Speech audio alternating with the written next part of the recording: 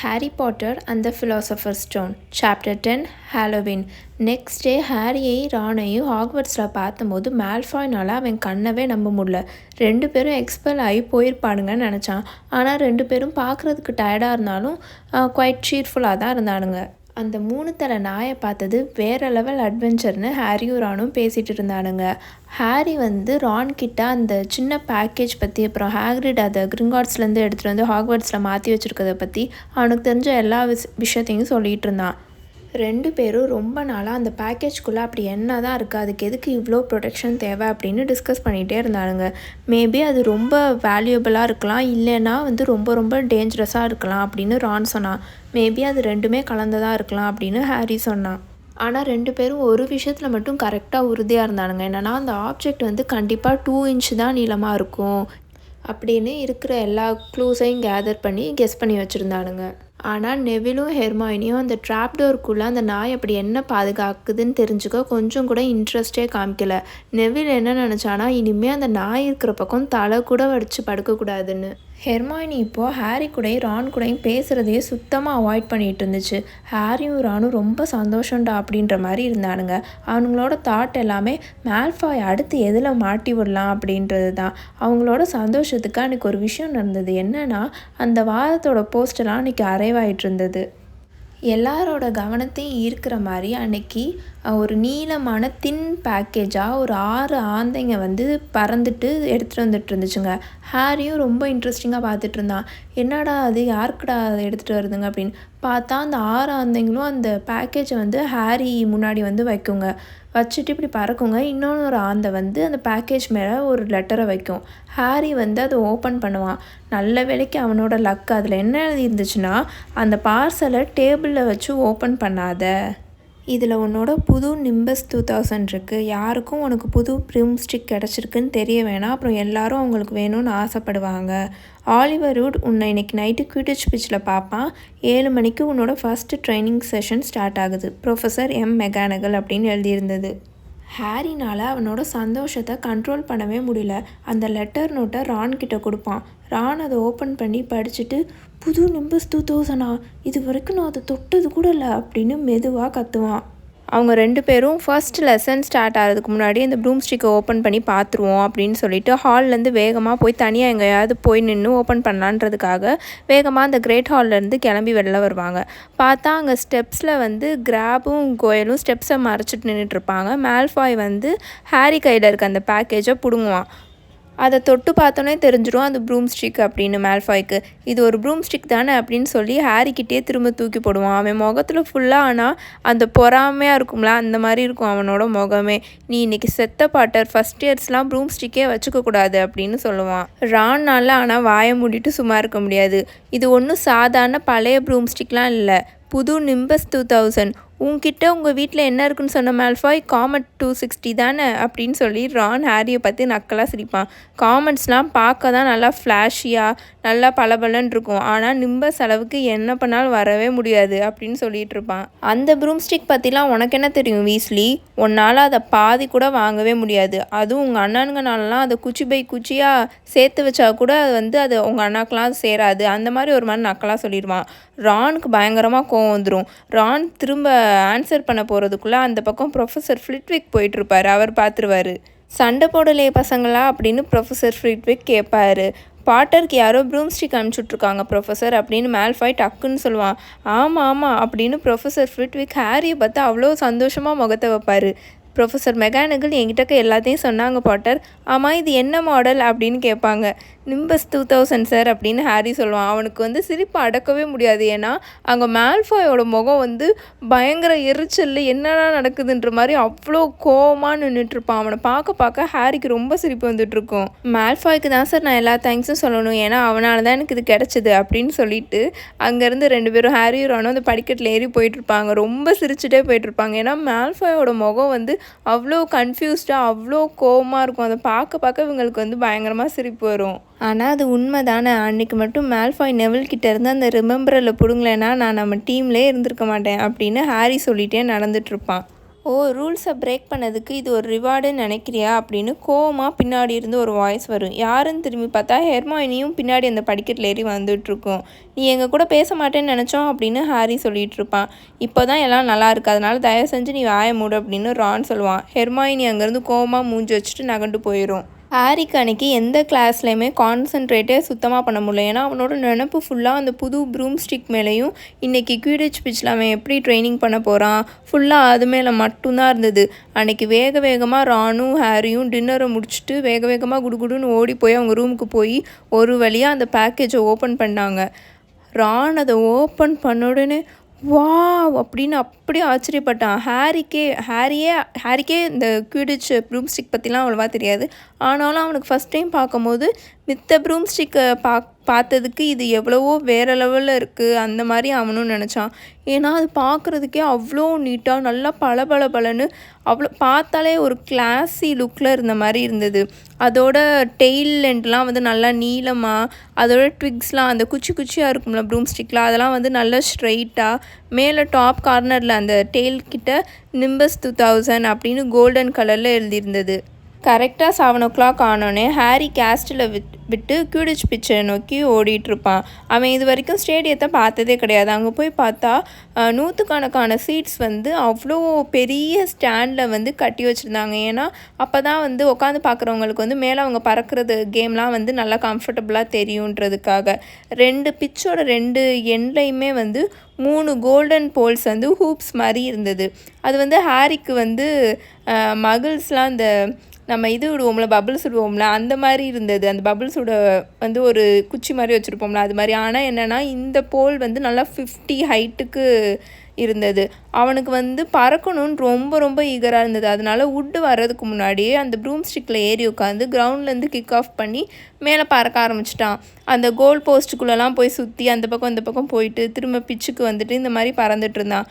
Nimbus 2000 broom stick வந்து அவன் லைட்டாக எங்கெங்கெல்லாம் திரும்பணும்னு நினைக்கிறானோ கரெக்டாக அதுக்கேற்ற மாதிரியே திரும்பிச்சு, சின்னதாக டச் பண்ணாலே.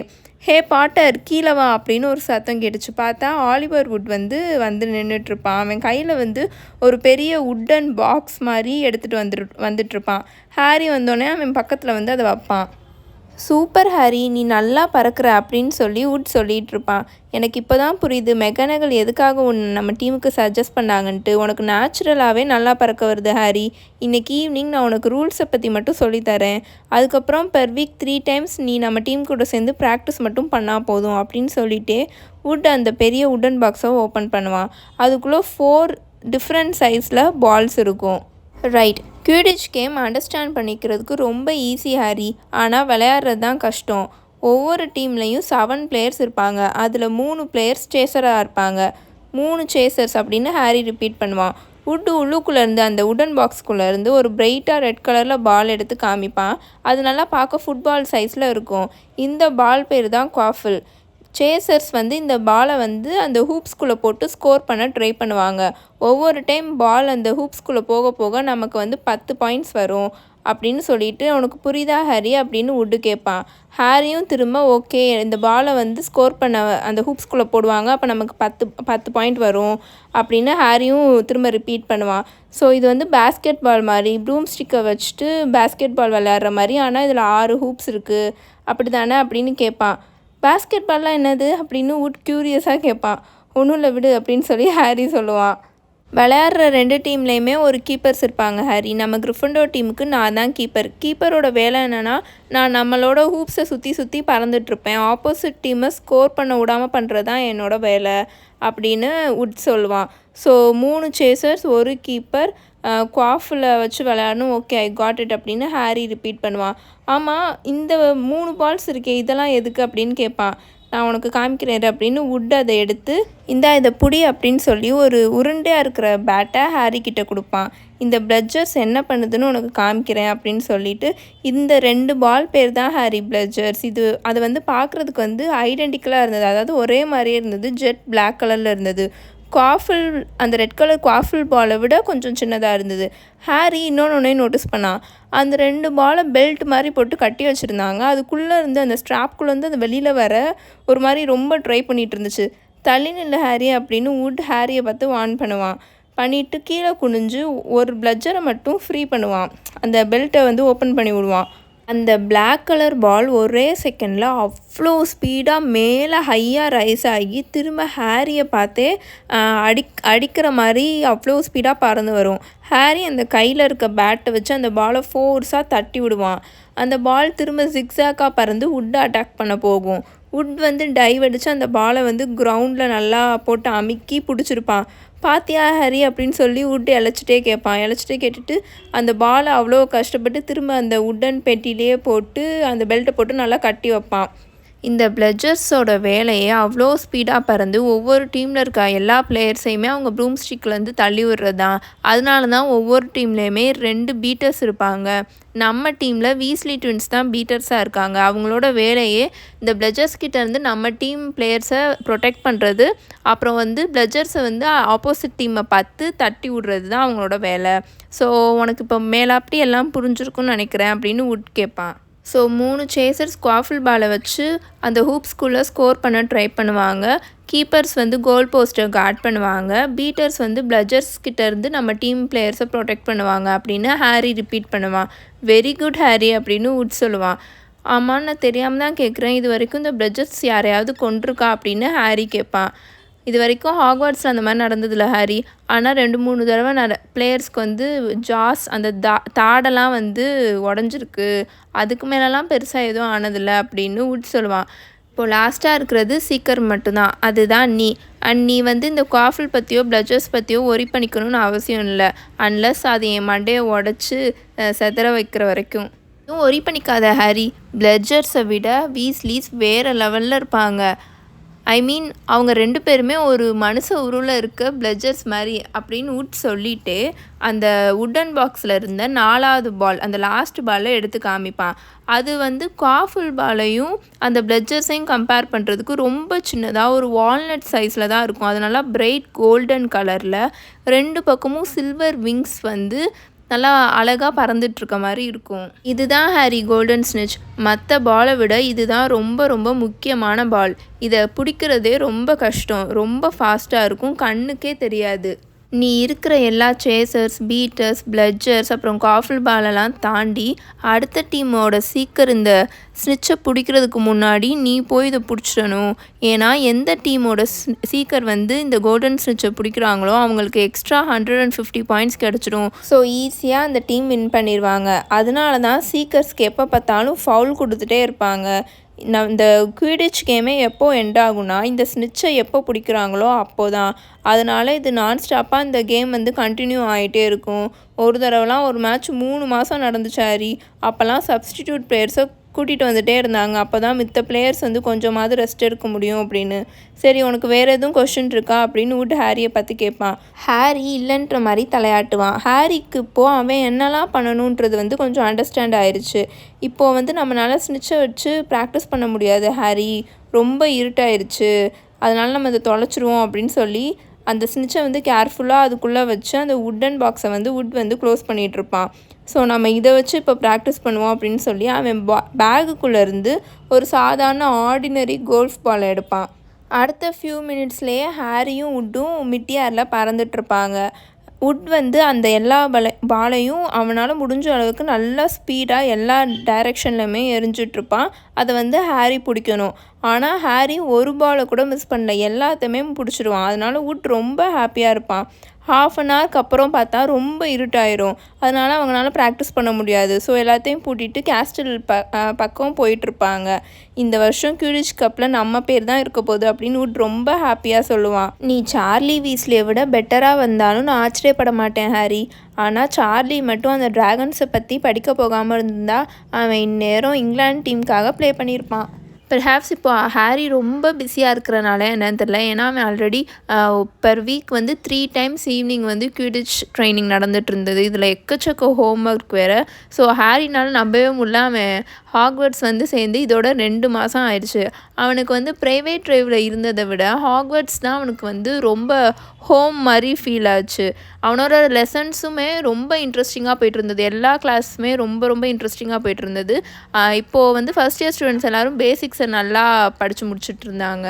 அன்னைக்கு ஹாலோவின் மார்னிங் அவங்க எந்திரிக்கும் போது அவ்வளோ டெலிஷியஸாக அந்த பம்கின் பிரெட் இருக்கும்ல, அது பேக் பண்ணுற ஸ்மெல் காரிடோர் ஃபுல்லாக வந்துட்டு இருந்துச்சு. அதை விட சூப்பரான விஷயம் என்னென்னா, ப்ரொஃபஸர் ஃப்ளிட்விக் வந்து அவங்க எல்லாத்துக்குமே இப்போது அந்த ஆப்ஜெக்ட்ஸை பறக்க வைக்கிற கிளாஸ் வந்து ஸ்டார்ட் பண்ணுறேன் அப்படின்னு சொல்லிட்டாரு சாம்ஸ் கிளாஸில். ஏன்னா பசங்க எல்லாருமே ரொம்ப அதுக்கு தான் எக்ஸ்பெக்ட் பண்ணிகிட்டு இருந்தாங்க. ஒரு தடவை வந்து நெவிலோட தவளையை கிளாஸில் அவர் பறக்க வச்சு காமிச்சிட்டு இருந்தார். ஸோ அன்னையிலேருந்து பசங்க எல்லாத்துக்குமே ரொம்ப இன்ட்ரெஸ்ட் ஆயிடுச்சு, எப்படா நம்மளும் இந்த மாதிரி ஆப்ஜெக்ட்ஸை பறக்க வைப்போம் அப்படின்னு.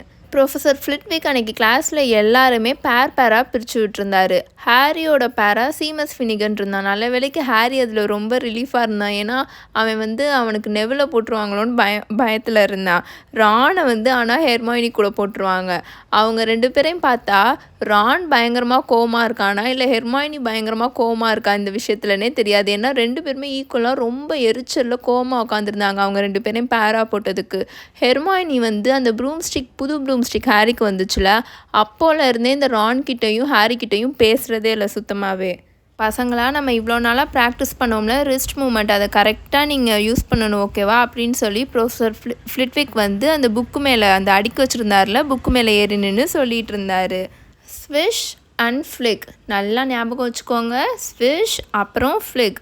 அப்புறம் ரொம்ப ரொம்ப இம்பார்ட்டண்ட்டானது, மந்திர உச்சரிப்பு கரெக்டாக இருக்கணும். நீங்கள் சின்னதாக மாற்றி சொன்னால் கூட நடக்கக்கூடாததெல்லாம் நடந்துடும். ஞாபகம் இருக்கா, மந்திரவாதி பருஃபியோ ஒரு தடவை எஃப்னு யூஸ் பண்ணுறதுக்கு பதிலாக எஸ்ன்னு அவரோட மந்திரத்தில் யூஸ் பண்ணனால அவர் கண்ணு முழிச்சு பார்த்தபோது அவரோட நெஞ்சு மேலே ஒரு எருமை மாடு நின்றுட்டு இருந்தது. அதனால் மந்திர உச்சரிப்பெலாம் பார்த்து ஒழுங்காக நீங்கள் உச்சரிக்கணும் சரியா அப்படின்னு சொல்லிகிட்டு இருந்தேன். பட் அது ரொம்ப கஷ்டமாகவே இருந்தது. அவங்க எல்லாருக்குமே ஒரு ஃபெதர் தான் கொடுத்துருந்தாங்க பறக்க வைக்க சொல்லி. ஆனால் அவங்களுக்கு ரொம்ப கஷ்டமாக இருந்தது. ஹாரியும் சீமஸும் அத்தனை தடவை ஸ்விஷ் பண்ணி ஃப்ளிக் பண்ணிகிட்டு இருந்தாங்க. ஆனால் அந்த இறகு வந்து கொஞ்சம் கூட அசையவே இல்லை. சீமஸ் வந்து ரொம்ப இம்பேஷண்ட் ஆகி அத்தனை தடவை அந்த வேண்டை வச்சு ஒரு மாதிரி தட்டிகிட்டே இருப்பான். பார்த்தா அது டக்குன்னு தீ பற்றிடும். ஹாரி வேகமாக அவன் தொப்பியை கழட்டி அந்த தீயை அணைச்சிட்ருப்பான். பக்கத்து டேபிளில் இருக்க ரானுக்கும் சுத்தமாக லக்கே இருக்காது. அவன் உட்காந்துட்டு விங்காடியம் லெவியோசா அப்படின்னு கத்திட்டே இருப்பான் அவனோட மந்திரக்கோலை அசைச்சு. ஆனால் ஒன்றுமே ஆகாது. நீ அதை தப்பாக சொல்கிற அப்படின்னு ஹெர்மாயினி சொல்கிறது ஹாரிக்கு அதில் கேட்கும். அது விங்கார்டியம் லெவியோசா, நல்லா காரா அழுத்தி அழகாக நல்லா இழுத்து சொல்லணும் அப்படின்னு சொல்லும். உனக்கு அவ்வளோ அறிவு இருந்துச்சுன்னா நீயே அப்போ சொல்லு அப்படின்னு ரான் கத்துவான். அதோட கவுனோட ஸ்லீவ்ஸ் எல்லாம் நல்லா ரோல் பண்ணிவிட்டு அதோட மந்திர கோல் அப்படியே நல்லா அழகாக எடுத்து விங்கார்டியம் லெவியோசா அப்படின்னு சொல்லும். அந்த இறகு அவங்க டெஸ்கில் இருந்து அவ்வளோ அழகாக கொஞ்சம் கொஞ்சமாக பறந்து ஸ்டூடெண்ட்ஸ் தலைக்கு மேலே 4 ஃபீட்டுக்கு பறந்துட்டுருக்கும். வாவ், வெல் டன் அப்படின்னு ப்ரொஃபஸர் ஃப்ளிட்விக் கிளாப் தட்டி கத்துவார். எல்லாரும் பாருங்கள், மிஸ் கிரேஞ்சர் பறக்க வச்சுட்டாங்க அப்படின்னு கத்துவார். கிளாஸ் முடிஞ்சு வெளியில் வரும்போது ரான் பயங்கர எரிச்சலில் இருப்பான். இப்போ புரியுதா, அவள் கூடலாம் யாருனாலையுமே இருக்கவே முடியாது அப்படின்னு ஹாரிக்கிட்ட சொல்லிகிட்டு இருப்பான். அந்த க்ரௌடர் காரிடாரில் நடந்து போயிட்டுருக்கும் போது அவள் ஒரு சரியான நைட்மேர் ஹாரி, சீரியஸாக சொல்கிறேன் அப்படின்னு ரான் கத்துவான். அந்த டைம் ஹாரியை யாரோ லைட்டாக இடிச்சிட்டு போகிற மாதிரி அவனுக்கு ஃபீல் ஆகும். யாருன்னு பார்த்தா ஹெர்மாயினி போயிட்டுருக்கோம். லைட்டாக ஹெர்மாயினியோட ஃபேஸை ஹாரி பார்த்துருவான். பார்த்தா அது ஒரு மாதிரி அழுதுகிட்டே போயிட்டுருக்கோம். அநேகமாக அவன் நீ பேசுகிறத கேட்டுட்டான்னு நினைக்கிறேன் அப்படின்னு ஹாரி ரானை பார்த்து சொல்லுவான். அதுக்கு அப்படின்னு ரான் சொல்லுவான். ஆனால் அவனோட ஃபேஸும் பார்க்க ஒரு மாதிரி அன்கம்ஃபர்டபுளாக தான் இருக்கும். அவள் கொஞ்சமாவது நோட்டீஸ் பண்ணியிருக்கணும், ஏன் அவளுக்கு யாருமே ஃப்ரெண்ட்ஸே இல்லை அப்படின்னு, ஏன் யாருமே அவன் கூட பழக மாட்டுறாங்க அப்படின்னு சொல்லிட்டு இருப்பான். ஹெர்மாயினி அடுத்த கிளாஸுக்கு வரவே வராது. ஆஃப்டர்நூன் ஃபுல்லாக யாரும் அந்த பார்த்துருக்கவும் மாட்டாங்க. அப்போ வந்து அன்றைக்கி நைட் ஆனோடனே ஹாரியும் ரானும் கிரேட் ஹாலுக்கு ஹாலோவின் ஃபீஸ்ட்டுக்காக போவாங்க. அப்போது வந்து பார்வதி பட்டேல் வந்து லாவெண்டர் ப்ரௌன் அவளோட ஃப்ரெண்டுக்கிட்ட வந்து ஹெர்மாயினி இப்படி கேர்ள்ஸ் டாய்லெட்டில் உட்காந்து அழுதுட்ருக்கா, என்னை தனியாக விடுங்கன்னு சொல்லி அப்படின்னு சொல்கிறத வந்து இவனுங்க 2 பேரும் கேட்டுருவானுங்க. ரானுக்கு இதை கேட்டோடனே ஒரு மாதிரி ரொம்ப ஆக்வர்டாக இருக்கும். ஆனால் அடுத்த மினிட்டே வந்து அந்த கிரேட் ஹால்குள்ளே நுழைஞ்சோடனே ஹாலோவீனோட டெக்கரேஷன்ஸை பார்த்த உடனே ஹெர்மாயினியை பற்றி சுத்தமாக மறந்துடுவானுங்க. ஏன்னா அங்கே ஆயிரக்கணக்கான உயிருள்ள வவ்வாலுங்க இருக்குதுல்ல, அதை வந்து வால்ஸ்லையும் சீலிங்ஸ்லையும் டெக்கரேஷனுக்காக தொங்க விட்டுருப்பாங்க. அதுக்கப்புறம் இன்னும் நிறையா வவ்வாலுங்க வந்து அந்த 4 டேபிள்ஸ்க்கு மேலேயும் பறந்துட்டுருக்குங்க. அவ்வளோ ஸ்பீடாக பறந்துட்டுருக்குங்க. அப்புறம் அந்த சீலிங்கில் பிளாக் கலரில் க்ளவுட் இருக்கும் இல்லையா, அதுக்குள்ளேயும் போய் பறந்துட்டுருக்குங்க. அங்கே பறக்க இந்த பம்கின் மேலெலாம் வந்து கேண்டில் சொருகி வச்சுருப்பாங்க ஹாலோவின் டெக்கரேஷனுக்காக, அதெல்லாம் ஆடிட்டுருக்கும். அப்போ வந்து ஃபீஸ்ட் வந்து சடனாக கோல்டன் பிளேட்ஸ் மேலே வந்து அப்பியர் ஆகும். டேர்ம் ஸ்டார்ட்டில் வந்து ஒரு பேங்கட் நடந்துச்சு இல்லையா, அந்த மாதிரி அப்போது எவ்வளோ நிறைய ஃபுட்ஸ் அப்பியர் ஆச்சோ அந்த மாதிரி டக்குன்னு நிறைய ஃபுட்ஸ் வந்து டேபிளில் அப்பியர் ஆகும். ஹாரி அப்போ தான் ஒரு பிளேட்டில் அந்த ஜாக்கெட் பொட்டேட்டோவை எடுத்து அவன் வாயில் வைக்க போவான். அப்போது கரெக்டாக ப்ரொஃபஸர் குரில் அந்த கிரேட் ஹால்குள்ளே கதவை திறந்து அவ்வளோ வேகமாக ஓடி வந்துட்டுருப்பார். அவர் டர்பன்லாம் ஒரு மாதிரி கலைஞ்சு ஆடிட்டுருக்கும். அவரோட முகம் வந்து பேடிச்ச மாதிரி இருக்கும். நேராக ப்ரொஃபஸர் டம்பிள்டோர் உட்காந்துருக்கு அந்த டீச்சர்ஸ் டேபிளுக்கு மேலே ஏறி குடுன்னு ஓடிட்டுருப்பார். அந்த டெஸ்கில் போய் சாஞ்சு, ட்ரோல், பூதங்க, டஞ்சன்ஸில் உங்களுக்கு தெரியும்னு நினச்சேன் அப்படின்னு சொல்லிட்டு கத்திட்டு அப்படியே மயக்க போட்டு ஃப்ளோரில் விழுந்துருவார். ஸ்டூடெண்ட்ஸ் எல்லோரும் பயத்தில் கத்தி அலற ஆரம்பிச்சிருவாங்க. ப்ரொஃபஸர் டம்பிள்டோரோட மந்திரக்கோளில் இருந்து எக்கச்சக்க பர்பிள் கலர் ஃபயர் கிராக்கர்ஸ் வந்தக்கப்புறம் தான் அந்த ஹோல் ஹாலே வந்து சைலண்ட் ஆகும். ப்ரீஃபெக்ட்ஸ் அப்படின்னு கத்துவார். உங்களோட ஹவுஸ் ஸ்டூடெண்ட்ஸை எல்லாத்தையுமே உங்கள் ஹவுஸ் டார்மிட்டரிக்கு உடனடியாக கூட்டிகிட்டு போங்க அப்படின்னு பயங்கரமாக கத்துவார். பர்சி உடனே அவனோட எலமெண்ட்டுக்கு வந்துடுவான். எல்லோரும் என்னை ஃபாலோ பண்ணுங்கள், எல்லோரும் சேர்ந்தே இருங்க, ஃபஸ்ட் இயர்ஸ் யாரும் பயப்படணும்னு தேவையில்ல, பூதத்தை பார்த்துலாம் யாரும் பயப்படணும்னு தேவையில்ல, என்னோடய ஆர்டரை மட்டும் ஃபாலோ பண்ணுங்கள், எல்லோரும் க்ளோஸாகவே இருங்க இப்போவே அப்படி இப்படின்னு கத்திகிட்ருப்பான். ஃபர்ஸ்ட் இயர் ஸ்டூடெண்ட்ஸ்க்கு வழி விடுங்க, எக்ஸ்கியூஸ் மீ, நான் ஒரு ப்ரீஃபெக்ட், தள்ளிக்கோங்க அப்படி இப்படின்னு பர்சி கத்திட்டு ஃபர்ஸ்ட் இயர் ஸ்டூடெண்ட்ஸை கூப்பிட்டுட்டு டார்மிட்ரிக்கு போயிட்டுருப்பான்.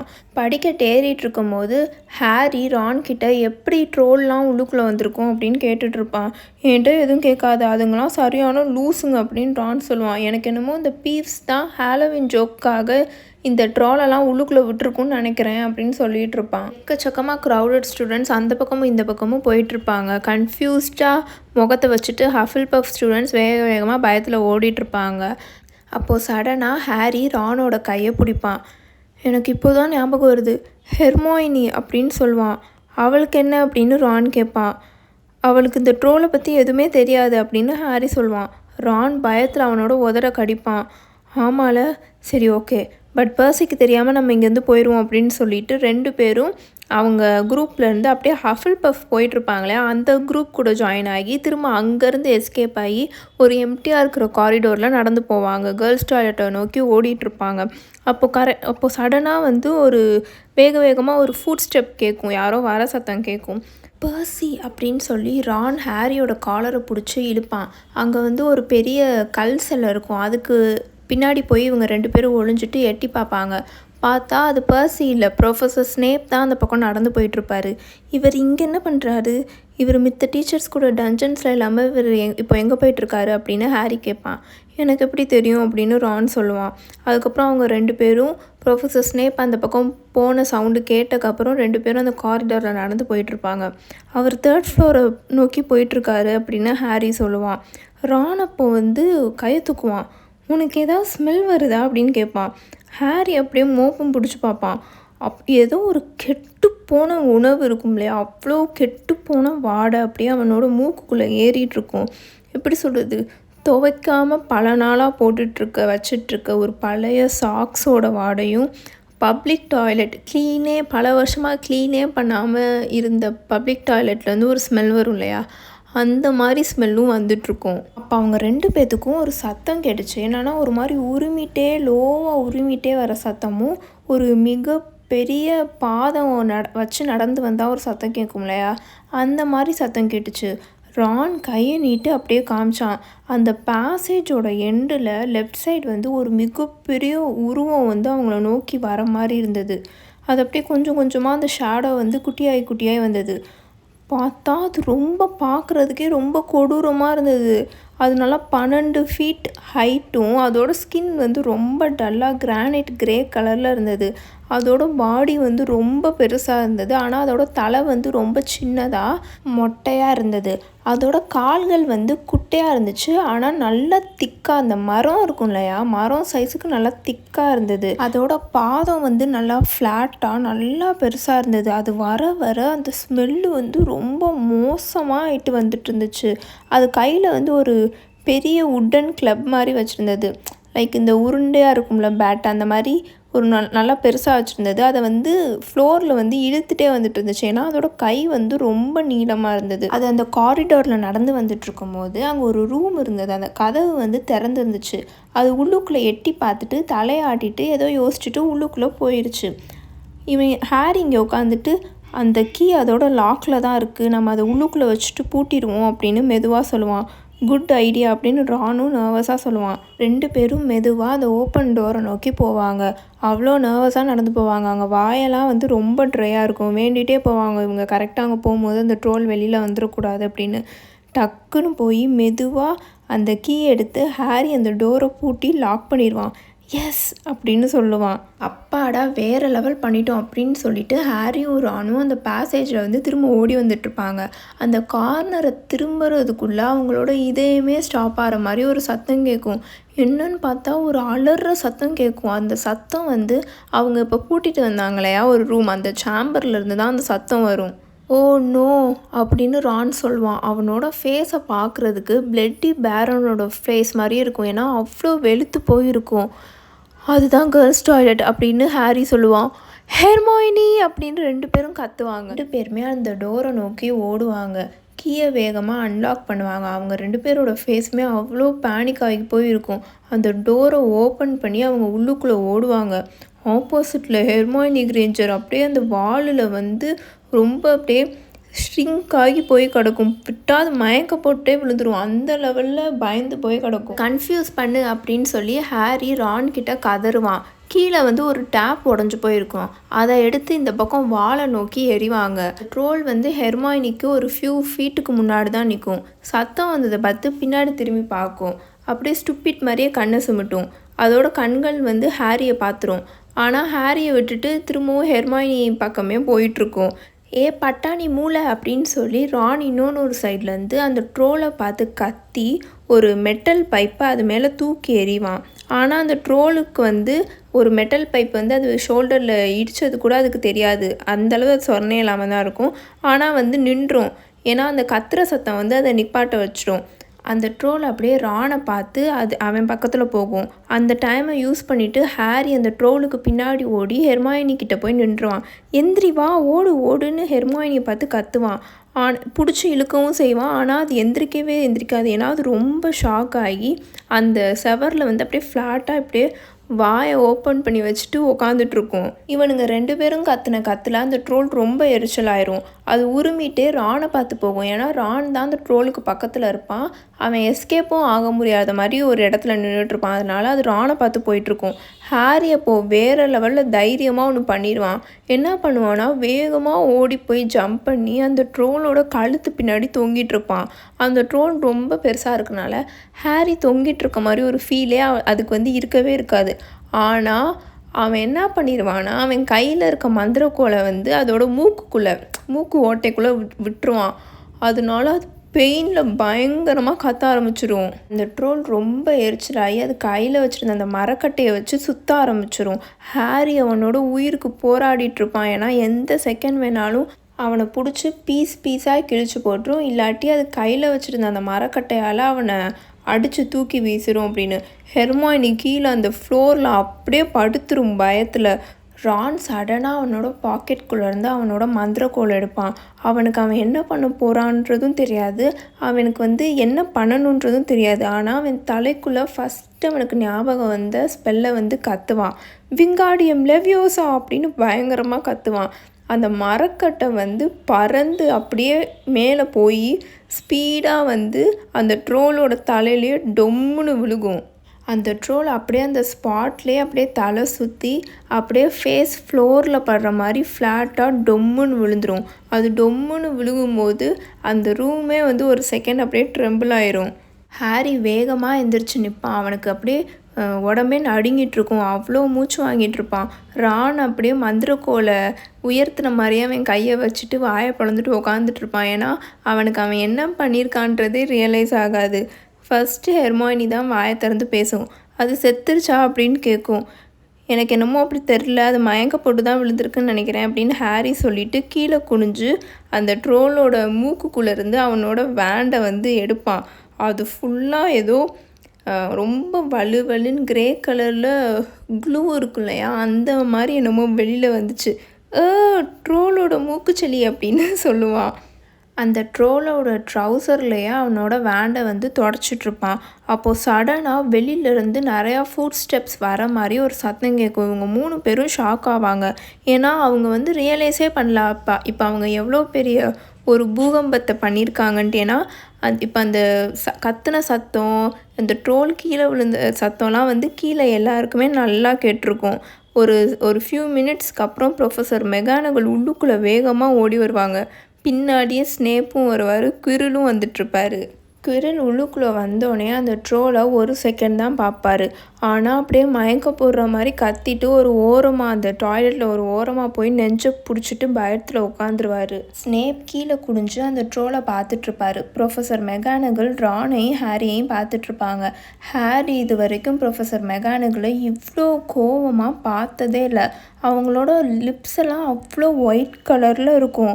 அவ்வளோ கோவமாக 2 பேரையும் பார்த்துட்ருப்பாங்க. ஹாரிக்கு கிரிஃபண்டோர் டீமுக்கு 50 பாயிண்ட் எப்படியாவது வாங்கி கொடுத்துடலாம் அப்படின்னு அவன் மனசுக்குள்ளே நினச்சிட்டு இருந்த எல்லாமே அப்படியே ஃபேட் ஆயிடுச்சு. எந்த தைரியத்தில் நீங்கள் என்ன பண்ணிகிட்ருக்கீங்கன்னு உங்களுக்கு தெரிஞ்சுதான் நீங்கள் பண்ணிகிட்ருக்கீங்களா அப்படின்னு ப்ரொஃபஸர் மெகானகல் பயங்கரமாக கத்துவாங்க. ஹாரி திரும்பி அப்படியே ரானை பார்ப்பான். அவன் இன்னமும் கையை அப்படியே உயர்த்துற மாதிரியே அப்படியே ஏரில் வச்சிட்ருப்பான். உங்களோட அதிர்ஷ்டம் இன்றைக்கி நீங்கள் சாகலை, உங்களோட டார்மிட்டரியில் இல்லாமல் நீங்கள் இங்கே என்ன பண்ணிகிட்ருக்கீங்க அப்படின்னு ப்ரொஃபஸர் மெகானகல் கத்துவாங்க. ஸ்னேப் அப்படியே ஹாரியை முறைச்சி பார்ப்பாரு. ஹாரி குனிஞ்சு அப்படியே கீழே தரையை பார்ப்பான். இந்த ரான் அப்படியே அவன் கையையும் அந்த மந்திரக்கோலையும் அப்படியே கீழே வச்சானா நல்லா இருக்குமே அப்படின்னு நினச்சிட்டு இருந்தான். அப்போது பின்னாடி ஷேடோவில் வந்து ஒரு சின்னதாக வாய்ஸ் வந்துச்சு. Please professor McGonagall. அவங்க என்ன தான் தேடிட்டு இருந்தாங்க. மிஸ் கிரேஞ்சர் அப்படின்னு ப்ரொஃபஸர் மெகானகல் கூப்பிடுவாங்க. ஹெர்மைனி ஒரு வழியாக அது 2 காலையும் எந்திரிச்சு நின்றும். நான் தான் இந்த ட்ரோலை தேடி வந்தேன். என்னாலேயே தனியாக அதை டீல் பண்ணிட முடியும்னு நினச்சேன். ஏன்னா நிறையா புக்ஸில் நான் இதை பற்றி ரீட் பண்ணியிருக்கேன் அப்படின்னு சொல்லிகிட்ருக்கோம். ரான் ஒரு வழியாக அவனோட மந்திரக்கோலை கீழே போடுவான். ஹெர்மைனி அப்பட்டமாக டீச்சர்கிட்ட போய் சொல்லுதா அப்படின்னு நினச்சி ஆச்சரியப்பட்டுட்டு இருப்பான். அவங்க மட்டும் என்னை தேடி கண்டுபிடிக்கலன்னா நான் இந்நேரம் செத்துருப்பேன். ஹாரி அவனோட மந்திரக்கோலை இந்த ட்ரோலோட மூக்குக்குள்ளே விட்டுட்டான். ரான் வந்து மந்திரம் போட்டு அதோட மரக்கட்டையாலே இதை வந்து நாக் அவுட் பண்ணிட்டான். அவங்க 2 பேத்துக்கும் வெளியில் வந்து யாரையும் கூப்பிட்றதுக்கு சுத்தமாக டைமே இல்லை. ஏன்னா அவங்க உள்ளுக்குள்ளே வரும்போதே இது என்னை காலி பண்ண ட்ரை பண்ணிகிட்டு இருந்துச்சு அப்படின்னு ஹெர்மைனி சொல்லிகிட்ருக்கோம். ஹாரியும் ரானும் அப்படியே ரொம்ப ஆச்சரியமாக பார்த்துட்ருப்பாங்க. ஏன்னா என்னடா இது ஸ்டோரி சொல்லிகிட்ருக்கு அதுவா அப்படின்னு. ஓ அப்படியா அப்படின்னு சொல்லி ப்ரொஃபஸர் மெகானகல் 3 பேரையும் முறைச்சி பார்ப்பாங்க. மிஸ் கிரேஞ்சர், உனக்கு என்ன பைத்தியம் பிடிச்சிருக்கா? உன்னால் எப்படி தனியாக இவ்வளோ பெரிய மவுண்டெயின் ட்ரோலை டீல் பண்ணியிருக்க முடியும் நீ நினச்ச அப்படின்னு கத்துவாங்க. ஹெர்மைனி அப்படியே சோகமாக அது தலையை வந்து கீழே தொங்க போடும். ஹாரி அப்படியே வாயடைச்சி போய் நிற்பான். ஏன்னா ஹெர்மைனி யார் என்ன சொன்னாலும் ரூல்ஸுக்கு அகெயின்ஸ்டாக அது எதுவுமே பண்ணவே பண்ணாது. ஆனால் இப்போது ஹாரியையும் ரானையும் ட்ரபிள்லேருந்து காப்பாற்றுறதுக்காக அப்படியே டைரெக்டாக போய் சொல்லிகிட்ருக்கோம். இது எப்படி இருந்துச்சுன்னா, ஸ்னேப் பாசமாக எல்லாத்துக்கும் ஸ்வீட்ஸ் கொடுத்தாருன்னா எப்படி இருக்கும்? விச் மீன்ஸ் அதெல்லாம் நடக்கவே நடக்காத விஷயம். அதனால் வந்து ஹாரிக்கு இது ரொம்ப ஆச்சரியமாக இருந்தது. மிஸ் கிரேஞ்சர், உன்னால் கிரிஃபண்டோர் டீம்லேருந்து 5 பாயிண்ட்ஸை நான் எடுக்கிறேன் அப்படின்னு ப்ரொஃபஸர் மெகானகல் சொல்லுவாங்க. உன் மேலே நான் ரொம்ப டிசப்பாயிண்டடாக இருக்கேன். உனக்கு எதுவும் பாடிப்படலைன்னா நீ பெட்டர் இப்போவே கிரிஃபண்டோர் டவருக்கு போயிரு. எல்லா ஸ்டூடெண்ட்ஸும் அங்கே தான் உட்காந்து சாப்பிட்டுட்ருக்காங்க அப்படின்னு சொல்லுவாங்க. ஹெர்மைனி அங்கேருந்து கிளம்பி போயிடும். ப்ரொஃபஸர் மெகானகல் அப்படியே திரும்பி ஹாரியையும் ரானையும் பார்ப்பாங்க. நான் திரும்பவும் சொல்கிறேன், இன்றைக்கி உங்களுக்கு ஏதோ லக்கி டே. ஏன்னா உங்களை மாதிரி ஃபர்ஸ்ட் இயர் ஸ்டூடெண்ட்ஸ்னாலனா இவ்வளோ பெரிய மவுண்டெயின் ட்ரோலெல்லாம் ஹேண்டில் பண்ணியிருக்கவே முடியாது. அதனால் உங்கள் 2 பேத்துக்கும் தனித்தனியாக 5 பாயிண்ட் கொடுக்குறேன். டம்பிள்டோருக்கு இங்கே நடந்த எல்லா விஷயத்தையும் சொல்லி அனுப்புவேன். இப்போ நீங்கள் இங்கேருந்து கிளம்புங்க அப்படின்னு சொல்லி ப்ரொஃபஸர் மெகானகல் சொல்லுவாங்க. ஹாரியும் ரானும் அங்கேருந்து வெளியில் அந்த சேம்பர்லேருந்து வெளியில் வந்து ஒரு 2 ஃப்ளோர் மேலே போனதுக்கப்புறம் தான் பேசவே ஸ்டார்ட் பண்ணுவாங்க. அந்த நாத்தம் பிடிச்ச ட்ரோல்கிட்டேருந்து தூரமாக வந்தது அவங்களுக்கு பெரிய ரிலீஃபாக இருக்கும். அவங்க நமக்கு எக்ஸ்ட்ரா 10 பாயிண்ட்ஸ் கொடுத்துருக்கலாம் அப்படின்னு ரான் சொல்லுவான். பாவம், நம்மளால் 5 பாயிண்ட் ஹெர்மைனிக்கிட்டேருந்து எடுத்துட்டாங்க அப்படின்னு ஹாரி சொல்லுவான். நல்ல வேலைக்கு நம்மளை அவர் இந்த பிரச்சனையிலேருந்து காப்பாற்றி விட்டா அப்படின்னு சொல்லி ரான் ஒரு வழியாக ஒத்துப்பான். ஆனாலும் நம்ம தான் அவளை காப்பாற்றணும் அப்படின்னு ரான் சொல்லுவான். நம்ம மட்டும் அவளை அந்த ரூம்குள்ளே வச்சு பூட்டலைன்னா யாருமே அவளை காப்பாற்றிருக்கணுன்ற அவசியமே இல்லை அப்படின்னு சொல்லி ஹாரி ரானுக்கு ரிமைண்ட் பண்ணுவான். 2 பேரும் நடந்து வந்து அந்த ஃபேட் லேடியோட போர்ட்ரேட்டை ரீச் பண்ணுவாங்க. பிக் ஸ்னவுட் அப்படின்னு சொல்லி உள்ளுக்குள்ளே என்டர் ஆவாங்க. அந்த காமன் ரூம் ஃபுல்லாக அவ்வளோ ஸ்டூடெண்ட்ஸாக உட்காந்துட்ருப்பாங்க. சத்தமாக இருக்கும். அனுப்பிச்சி வச்ச சாப்பாடை எல்லாரும் உட்காந்து சாப்பிட்டுட்ருப்பாங்க. ஆனால் ஹெர்மாயினி மட்டும் சாப்பிடாம தனியாக டோர் பக்கம் நின்று இவங்களுக்காக வெயிட் பண்ணிகிட்ருக்கோம். 3 பேருமே ஒருத்தரை பார்த்துட்டு எம்பாரஸ் ஆகி நிற்பாங்க. அதுக்கப்புறம் யாருமே யாரையும் பார்த்துக்காம தேங்க்ஸ்ன்னு சொல்லிட்டு விறுவிறுன்னு அங்கே வந்து ஓடி போய் பிளேட்ஸில் சாப்பாடு எடுத்து வச்சு சாப்பிட்டுட்ருப்பாங்க. ஆனால் அந்த மொமெண்ட்லேருந்து ஹெர்மாயினி கிரேஞ்சர் வந்து இவங்க 2 பேர் கூடயும் நல்ல ஃப்ரெண்ட்ஸ் ஆயிரும். ஒரு சில விஷயங்கள் நடந்து எனிமீஸையுமே ஃப்ரெண்ட்ஸ் ஆக்கியிருக்கும். ஆனால் இவங்க விஷயத்தில் ஒரு மிகப்பெரிய 12 அடி மவுண்டெயின் ட்ரோவில் அடித்து கீழே தள்ளி விட்டு இவங்க எல்லாருமே வந்து ஃப்ரெண்ட்ஸ் ஆகிருப்பாங்க. இதோட சாப்டர் 10 ஹாலோவின் முடிஞ்சிருச்சு. நெக்ஸ்ட்டு சாப்டரை பார்க்குறதுக்கு நெக்ஸ்ட் வீடியோவை பாருங்கள். வீடியோஸை வந்து மோஸ்ட்லி நான் ஃப்ரைடே, சாட்டர்டே, சண்டே தான் நான் அப்லோட் பண்ணுறேன். ஸோ மறக்காமல் வந்து சப்ஸ்கிரைப் பண்ணி வச்சுக்கோங்க. லைக் போடுங்க, அப்புறம் கமெண்ட்ஸும் போடுங்க. அப்புறம் உங்கள் ஃபேமிலி அண்ட் ஃப்ரெண்ட்ஸ்க்கு வந்து மறக்காமல் ஷேர் பண்ணி வச்சு அவங்களையும் பார்க்க சொல்லுங்கள். Until then, bye bye, tales by mini.